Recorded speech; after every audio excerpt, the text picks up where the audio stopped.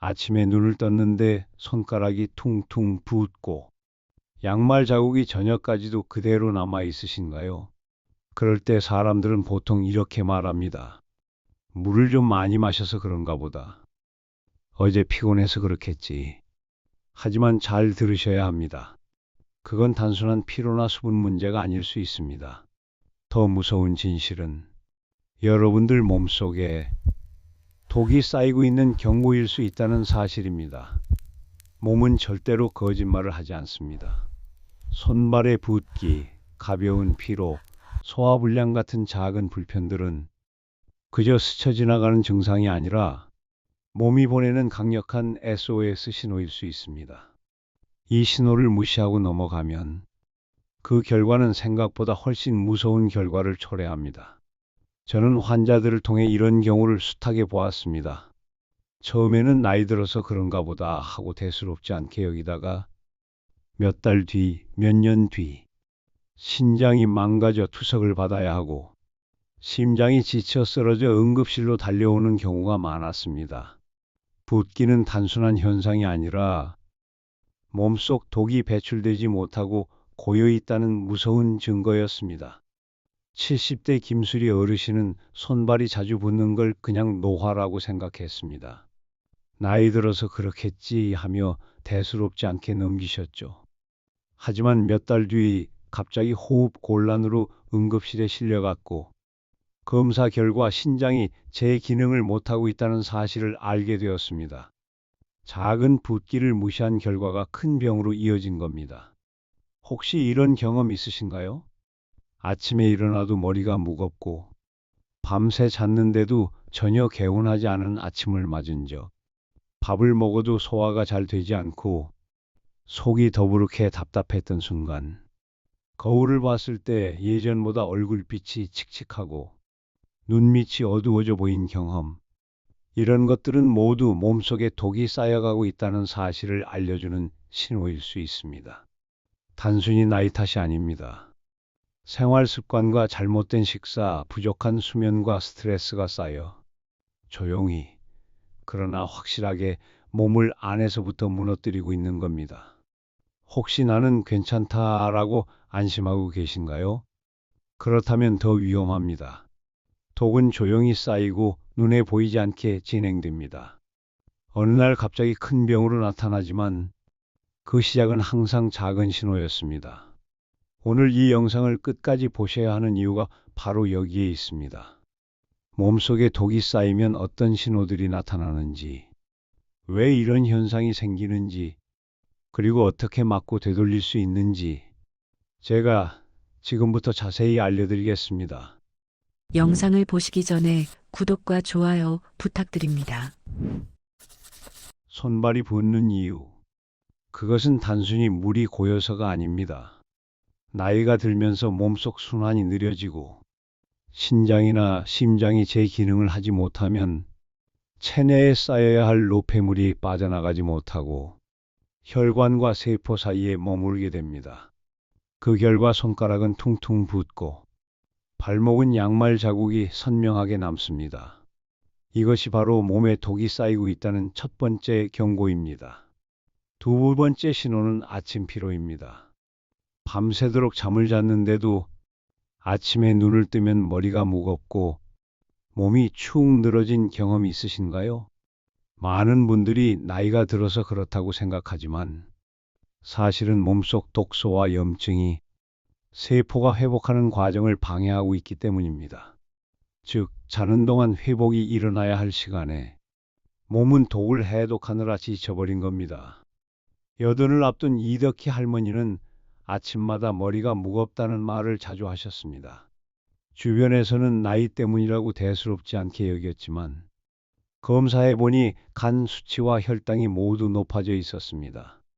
밤새 회복은커녕 몸속 독이 쌓이며 오히려 더 지쳐버린 결과였습니다. 세 번째 신호는 소화불량입니다. 밥을 먹고 나서 속이 더부룩하고 자꾸 트림이 나오고 가스가 차는 경험 흔하지 않으신가요? 위와 장은 노폐물과 독소가 모여드는 첫 관문입니다. 장이 약해지고 염증이 쌓이면 음식이 제대로 소화되지 않고 독소가 다시 몸으로 흡수되는 악순환이 생깁니다. 그래서 밥맛이 없고 체력이 떨어지고 면역까지 약해집니다. 네 번째 신호는 피부입니다. 피부는 우리 몸의 거울이라 불립니다. 몸속 독소가 배출되지 못하면 피부로 밀려 나오면서 얼굴이 칙칙해지고 잡티가 늘어나며 가렵거나 붉어지는 증상이 나타납니다. 화장품을 바꿔도 피부과 치료를 받아도 잠시 좋아졌다가 다시 반복되는 이유가 바로 여기에 있습니다. 다섯 번째 신호는 냄새입니다. 입냄새, 땀냄새, 체취가 예전보다 심해졌다면 간이나 신장에 과부하가 걸려 독소가 충분히 걸러지지 못하고 있다는 뜻입니다. 특히 아침 입냄새가 심하다면 밤새 간이 해독을 충분히 못했다는 신호일 수 있습니다. 여섯 번째 신호는 통증입니다. 관절통, 근육통, 허리나 어깨의 만성 통증. 이런 것들도 단순히 나이 탓만은 아닙니다. 몸속에 만성염증이 자리 잡고 그 염증이 신경과 관절에 자극을 주기 때문에 통증이 계속 반복되는 겁니다. 혹시 지금 말씀드린 것 중에 하나라도 해당되는 것이 있으신가요? 나도 손발이 자주 붓는데, 아침에 일어나도 너무 피곤한데, 요즘 따라 밥맛이 없고 소화가 안 되는데, 만약 그렇다면 여러분의 몸은 이미 독이 쌓이고 있다는 신호를 보내고 있는 것입니다. 그렇다면 왜 이런 현상이 생길까요? 나이가 들면서 해독기관인 간과 신장의 기능이 약해집니다. 또한 혈액순환이 느려지고 림프 흐름이 막히면서 독소가 제때 빠져나가지 못하고 곳곳에 쌓이게 됩니다. 여기에 나쁜 생활 습관이 더해지면 불은 더 크게 번져갑니다. 늦은 밤까지 이어지는 스마트폰과 TV 시청, 짠 음식과 단 음식을 즐기는 식습관, 운동 부족과 스트레스, 이 모든 것들이 몸속 독을 키우는 땔감이 됩니다. 여러분의 몸은 스스로 회복할 힘이 있습니다. 하지만 독이 쌓이기 시작하면 그 힘마저도 점점 줄어들게 됩니다. 그래서 작은 증상을 무시하지 말고 신호를 제때 알아차리는 것이 무엇보다 중요합니다. 몸속에 독이 쌓이는 것은 단순히 건강만의 문제가 아닙니다. 놀라운 것은 우리의 인상과 표정까지 바꿔버린다는 점입니다. 거울을 보면서 깜짝 놀라신 적 있으신가요? 내 얼굴이 왜 이렇게 칙칙해졌지? 예전보다 화가 난 사람처럼 보이네. 이런 생각을 해보셨다면 이미 몸속 신호가 겉으로 드러나고 있는 겁니다. 몸속 독은 외모에도 그대로 드러나 다섯 가지 인상 변화로 이어집니다. 첫째, 피부가 탁해집니다. 혈액과 림프의 흐름이 막히고 독소가 빠져나가지 못하면 피부는 점점 칙칙해지고 누렇게 변합니다. 주름이 깊어지고 잔주름이 늘어나면서 표정이 굳어 보입니다. 화장을 해도 잘 받지 않고 사진을 찍으면 더 나이 들어 보이게 됩니다. 둘째, 눈매가 변합니다. 독이 쌓이면 눈밑이 쉽게 붓고 어두운 그늘이 생깁니다. 그 결과 피곤해 보이고 심지어 화가 난 사람처럼 보입니다. 웃고 있어도 눈이 웃지 않으니 상대방이 기분이 안 좋으신가요? 하고 물을 때가 많습니다. 혹시 이런 경험 있으신가요? 실제로 한 할아버지는 손주와 사진을 찍을 때마다 할아버지 화났어? 라는 말을 들으셨다고 합니다. 늘 같은 표정인데도 눈밑이 늘 붓고 그늘이 져서 그렇게 보였던 거죠. 몸속 독이 쌓인 결과가 가족 관계에도 영향을 준 사례입니다. 셋째, 입과 턱선이 무거워집니다. 림프 순환이 막히면 얼굴 하관이 쉽게 붓습니다.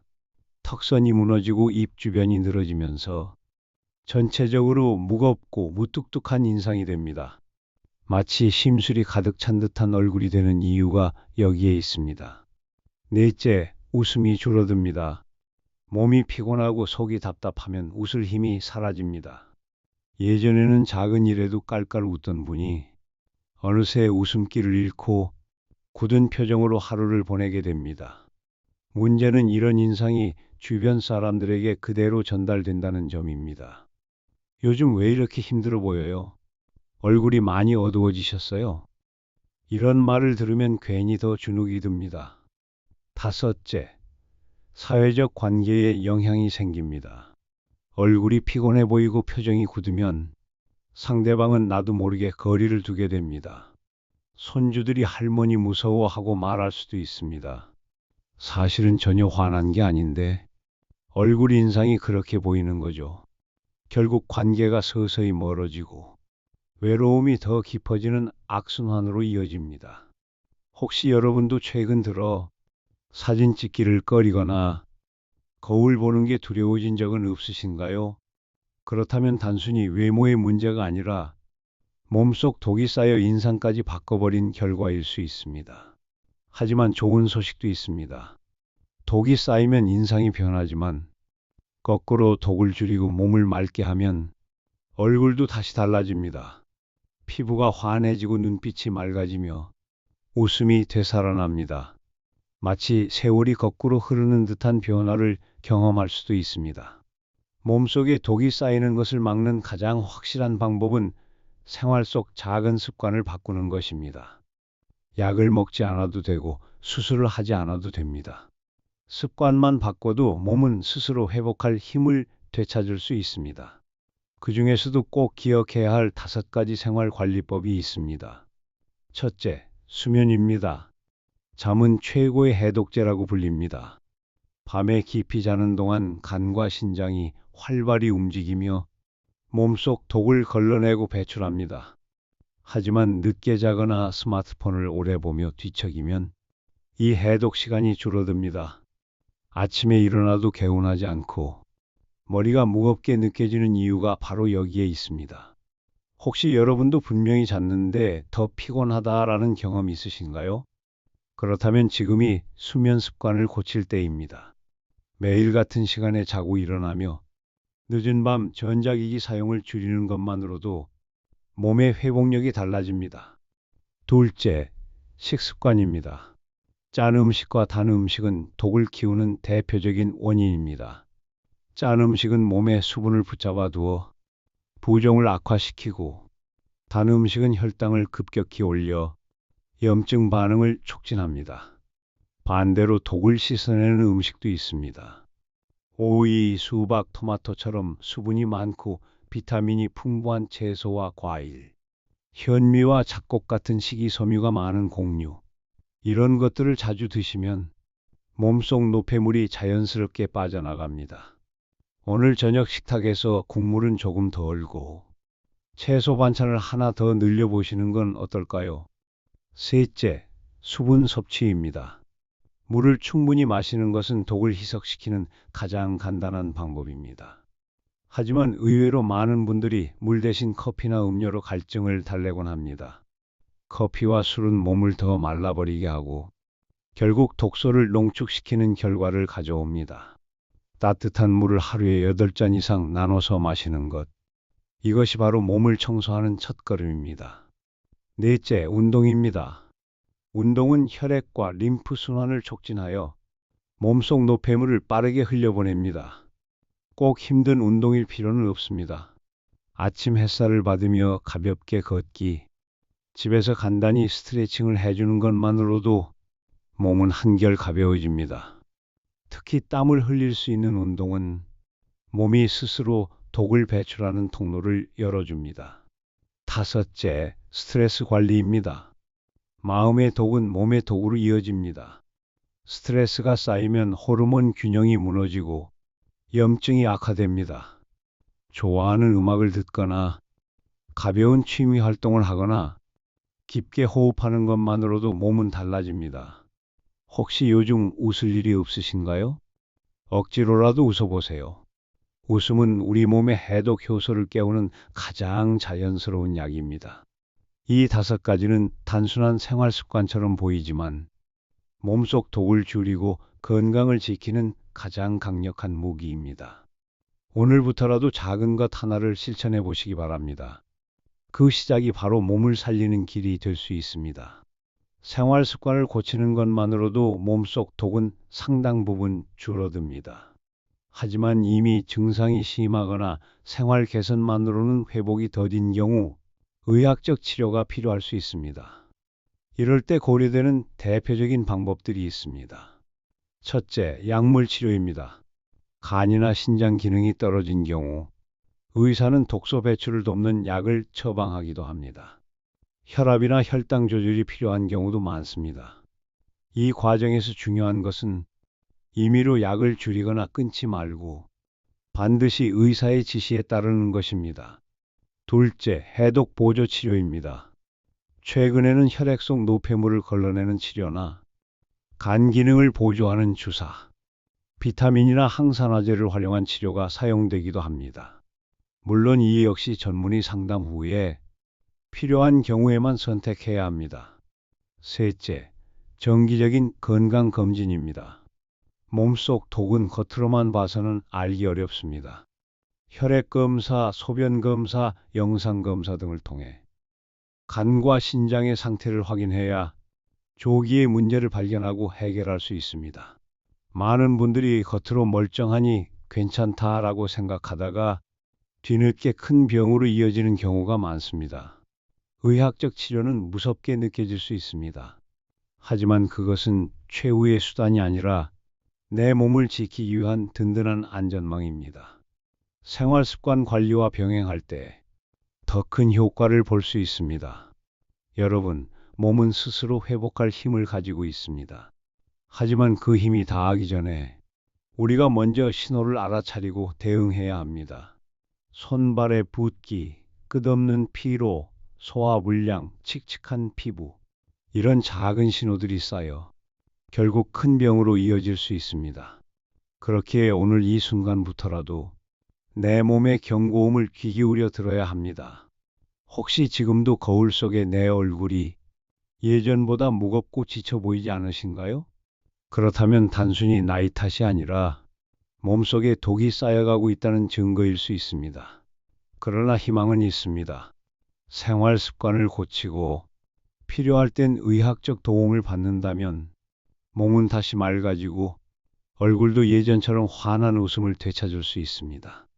오늘 영상이 여러분께 작은 경고이자 또 하나의 희망이 되었기를 바랍니다. 혹시 여러분도 손발 붓기나 만성 피로 같은 증상을 겪으신 적이 있으신가요? 여러분의 경험을 댓글로 남겨주시면 다음 영상을 준비하는 데 큰 도움이 되겠습니다. 그리고 구독과 좋아요는 더 좋은 정보를 드리기 위한 큰 힘이 됩니다. 여러분의 건강을 지키는 여정에 저도 끝까지 함께 하겠습니다.